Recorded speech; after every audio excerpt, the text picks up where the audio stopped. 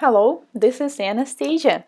In this video, I will show you how to do the filing technique to remove gel polish, how to do it fast and safe. Interested? Keep watching. To remove gel polish, I usually use ceramic drill bit or carbide drill bit with green abrasive, but I prefer ceramic. I turn my nail drill to 22,000 rotations per minute and I use the forward mode, and then we will start to remove the product. I recommend to work from the cuticle towards the free edge. I'm working on myself now, which is not as comfortable as when you work on a client's hand because you can hold the finger with both with the whole hand, and here you don't really have something to lean on, but still you can do it effectively. So this is very important to apply pressure, but not too much. If you will press too much, we will end up with overheating and also we can damage the natural nail plate. If you will press too light, not too hard, nothing will happen and the removal process will take you too long. So I recommend to do something in between, like medium pressure. Also, do not be afraid of speed. The speed I recommend to use when removing gel polish is from 20 to 35,000 rotations per minute. Yes, 20 to 35, pretty fast. If you will work at a low speed, like 5 to 10,000 rotations per minute, you will end up that the bit is still rotating, it's spinning, but too slow, which means you will have to apply more pressure and we will have more heat between the bit and the nail plate, and we can end up with a burning skin and nail plate, and also you will have to press too much and it will be so much harder to control. Also, if you don't feel confident enough, you don't have to work near the cuticle or along the side walls. Just leave it and then you can continue removing it with the file. I also prefer this shape. This is the cone shape because there are many other shapes of the ceramic drill bits you can find today in the market, but with this one you can carefully remove the product from the center as well as along the side walls. Oh, see, here we have a slight lifting and I will gently remove it with the drill bit. So usually I do not remove all of the gel polish until I see the bare natural nail, because usually all my clients, and I'm also no exception, after removing the gel polish I will apply a new one. So to me it makes sense to leave a thin layer of the product because it will allow me to not touch the natural nail. Also, I will not have to dry the surrounding skin and the cuticles, and also it will take less time. So I remove only the color and the extra thickness near the cuticles along the side walls. Also, I file the length if I want to make nails shorter this time, but I always leave the old product on the nail plate. But this is very important that the product you leave on the nail plate should not have any lifting. No peeling, no lifting, no cracks. If you can see something like that, you need to remove it also. So when I remove this area on myself, this is the most non-comfortable area to work on, so I usually turn my finger like this and continue working. When I work with the clients, I start from this area. I usually remove the side walls, the cuticle area, and then the center. But when you're working on yourself, it's a bit different. I am right-handed, so for most right-handed people, the most comfortable side to work on is this one, the one that goes on the left.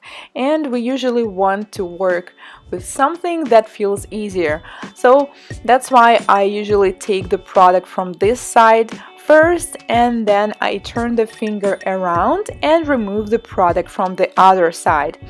When you file the nail, try to apply the pressure as even as possible, so the surface when you're finished should be really smooth, so you won't need to file it again. If you see that the surface after removal is really bumpy, like there are many holes and dips in the product, that means that the pressure you applied was not smooth enough, that you were pressing too hard, then pressing too light, etc. Sometimes it also depends on the power of the nail file you're using.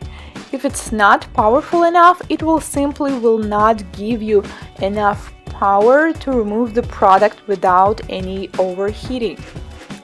Power and speed are completely different. Like some car can go, I don't know, 100 miles, but it doesn't mean that it's powerful, right? There is such thing as horsepowers. The same with the nail files. It might go faster, like 30,000 rotations per minute, but once you apply a little bit more pressure and it gets stuck in the product, that means it's not powerful enough. If you want to learn more about power and what qualities should the professional nail file have, so you can work with the product or do the electric file dry manicure, I will leave a link to my article and make sure to check it out if you're looking for a good tool you can rely on. And now we have another nail to remove the product from, and once again I start from the center, and do not forget to stretch up to push back the side walls like I am doing now with my thumb. And honestly, I think the pinky, this is the most not comfortable finger to work on when you're working on yourself. Let me know in the comments if you feel the same, or maybe there's some other finger you don't feel very well when doing it. Well, my favorite fingers are index and thumb when I'm working on myself, because it's kind of easier to hold them, and ring finger and pinky. I know that's comfortable. Okay, I turn my finger around, and here I work from the free edge towards the cuticle area. Because I didn't change the rotation, it's still spinning forward. When I remove the product, I usually do not use the reverse mode, but if you feel more comfortable working in the opposite direction, feel free to do it. Then you need to stop the nail file, switch to the opposite from reverse mode, and you can work in the opposite direction. So on this side, as you can see, I cannot really stretch my sidewall because it's just not comfortable, so that's why I continue working carefully in the cuticle area. As you can see, I remove all the product that I need only with a drill bit, but also if you want to cut the time of removal, you can partially remove it with a drill bit, and the rest you can soak off.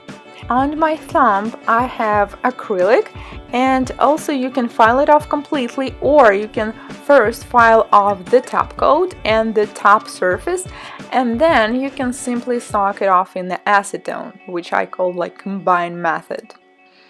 So then we need to wait for a while and it will be all off.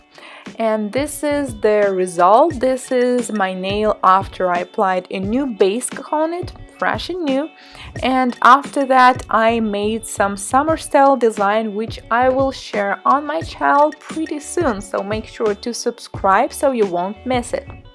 What do you think, guys? Let me know in the comments if you do the soak off or you prefer the filing technique to remove the gel polish from your client's nails. I'm really curious how it is like in different parts of the world.